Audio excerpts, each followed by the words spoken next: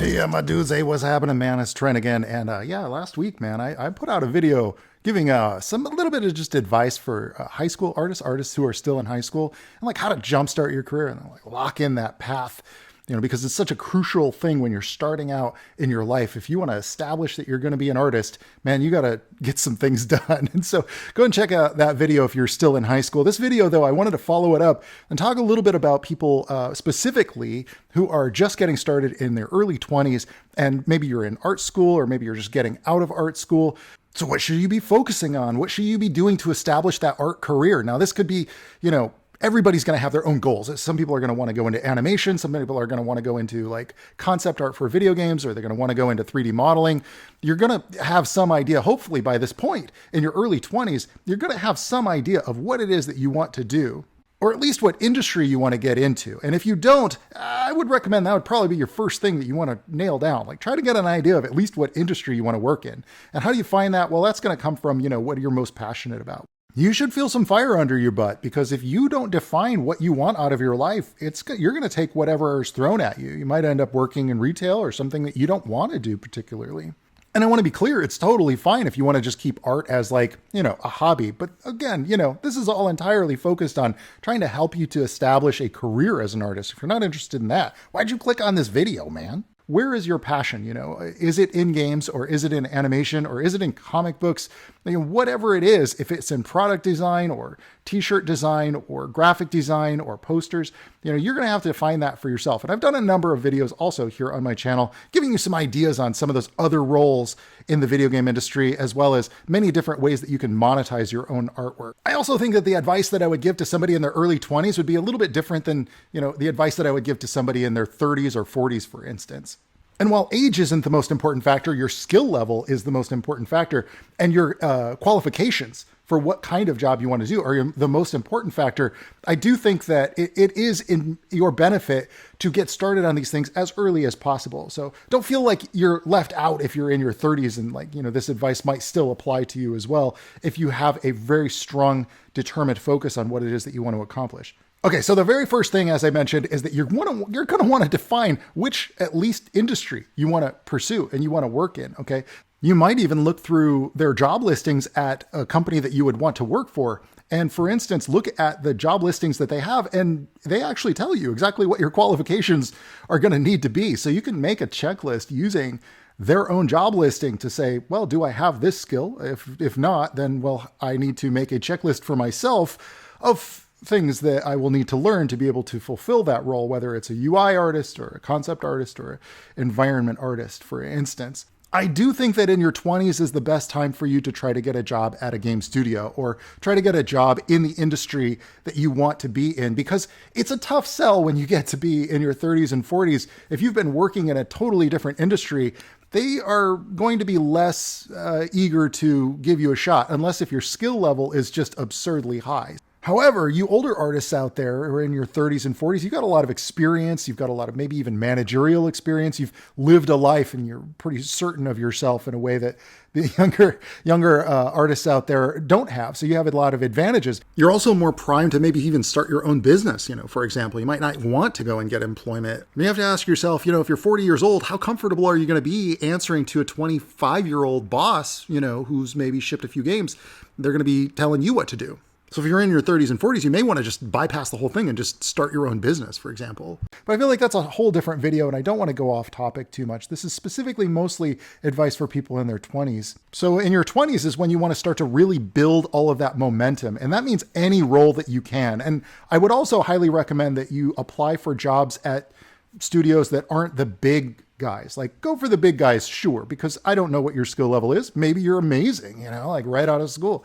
So I would say, hey, shoot for the moon first, but also simultaneously and at the same time, yes, tune your portfolio towards those smaller studios as well, because the most important thing is just going to be getting that job in the industry that you want to be working in any role within the industry that you want to be working in.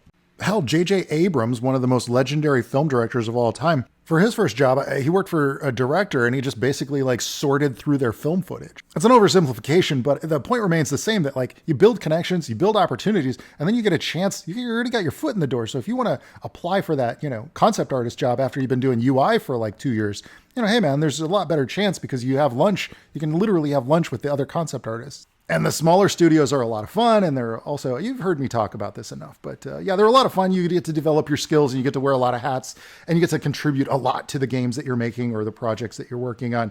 And also there's a lot less politics and a lot more camaraderie and a sense of teamwork, and it's just, it's all good times. I love working at small studios, honestly. It's so much more fun. Of course, I worked at Blizzard Entertainment and Riot Games when they were technically small studios, small dev teams. And that's another reason to apply to smaller game studios, because if you're talking game studios or small teams, because ultimately you don't know if they're going to blow up. And if they do blow up, you're already one of the top cats. You know what I'm saying? You already paid your dues. You're going to be a legend for the new guys coming in that are just kind of riding on the coattails of what it is that you developed. In your 20s, I would say like every minute that you have that you're working on your artwork should be developing your portfolio. Like your portfolio is your product right now. And what you're going to need, and now I don't want to go into everything you need for a great portfolio because it's different for different roles, but I specialized in concept art. So like my portfolio was the best of everything that I could do.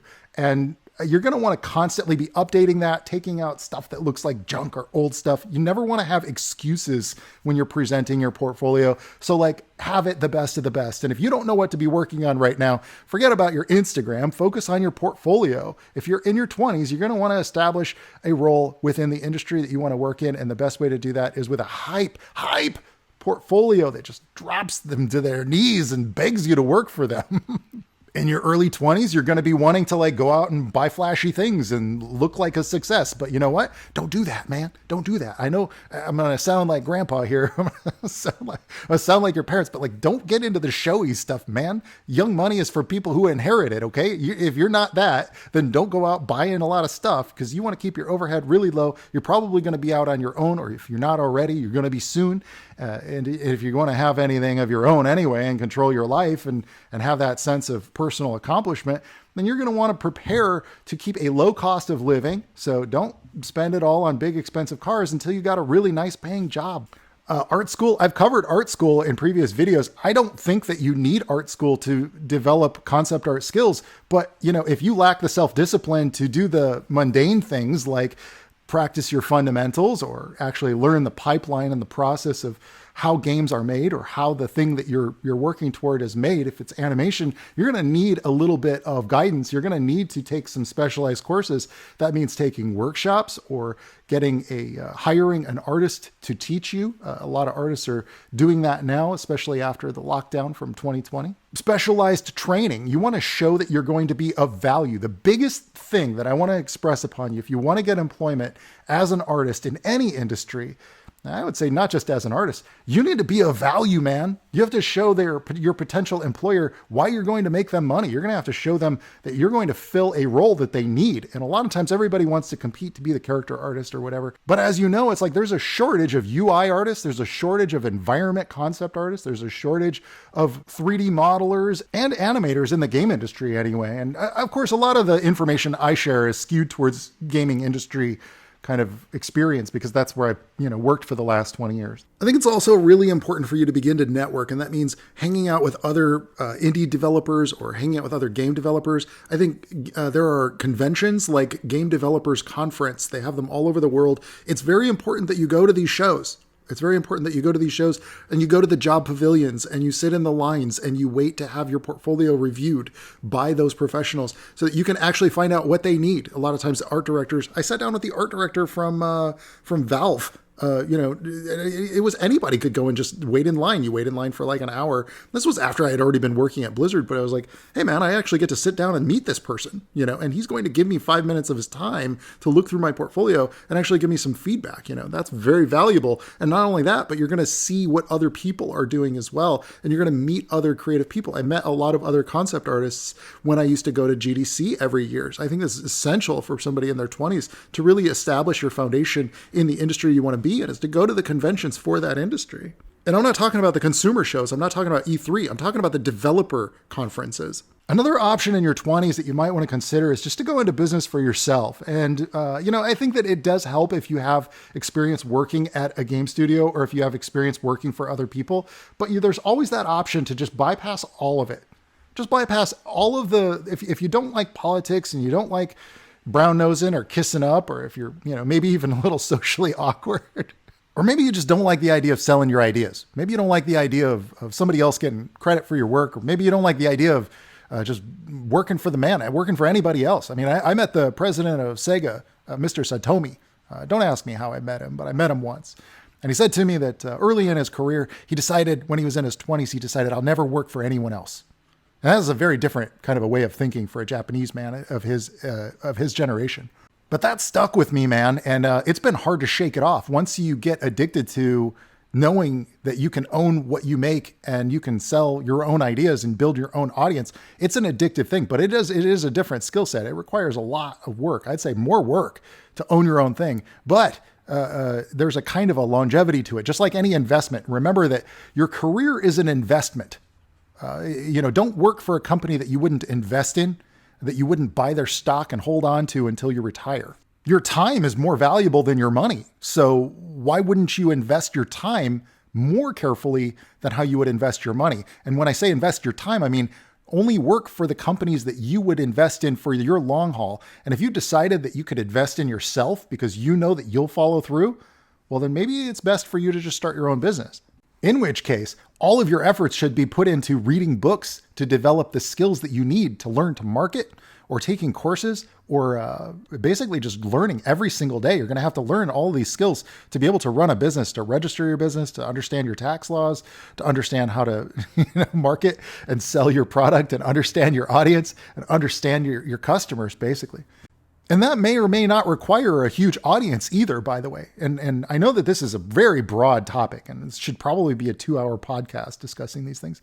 But I know creative people who write books who have a very small social media following, a small social media presence, but their books sell like crazy. They're making $30,000, $40,000 a month selling their books, on the Amazon bookstore. So there are ways where it doesn't even really necessarily require that you're, hype on Instagram, but you could still have a very popular product, with a particular specific audience and really suit your product to their needs, tailor what you make specifically to that audience's needs. And that might not apply to other people's needs, but it would apply to your audience's needs. And you know how to connect with them because you've done all the research and put in all the time. That is a different video, but it does line up with the point that in your 20s, you really need to establish where your trajectory is going. You need to define that, and you need to have a battle plan. You need to have a task list for yourself. You could sit down right now, and at the end of this video, sit down. I want to challenge you to write down your list of actionable items that you can take to accomplish that goal. You've defined where you want to go. Now you just need to make the list to figure out what you need to do to get there. And I'm going to finish this off with a warning. If you don't define it, the world will define it for you. You'll end up going somewhere wherever the river takes you, man. And maybe that's good and zen and all that. And you can live with that in absolute peace. And that's fine. Fine and dandy, fine and dandy. But if you're bound and determined to be an artist, you need to define what that means. You need to define what that business is going to be, whether you're selling to an employer or whether you're going to be selling to an audience. And then you need to take actionable steps to actually pursue that. And the more you do it, just like learning to snowboard, every time you drop yourself down that hill, you're going to get better at it until you're going to be hitting them flips and everybody's going to be going, how do you do it? How do you do it? And you go, I listen to some dude on YouTube. He told me all I got to do is decide what I want to do and then make a list on how to get there. And hey, it changed my life, man. His name was Trent Kaniuga. And, I subscribed to him for 20 years. 20 years I've been subscribed to Trent Kaniuga. I still ring that bell. And he's still out there making videos about how to draw with a shaky old hand because he's an old man now. And let me tell you, Sonny, you can do whatever you want. Okay, that's enough for me on this one. I want to thank you guys so much for stopping by. What you're watching me draw here is, this is Iggy Aikida. This is for a new game. I'm making a new indie game. That's right. I don't stop. This is my second indie game. I'm working with a team this time, and I'm going to have a lot more developer, basically just vlogs coming up here on my YouTube channel, just documenting some of the process. So if you have any questions about indie game development, drop those in the comments below. Of course, I sometimes answer them, sometimes I don't, but I do read them all, and I want to thank you so much for stopping by. Don't forget to subscribe, and until next time, I'll catch y'all mañana de bana. Ciao, baby. Oh, yeah.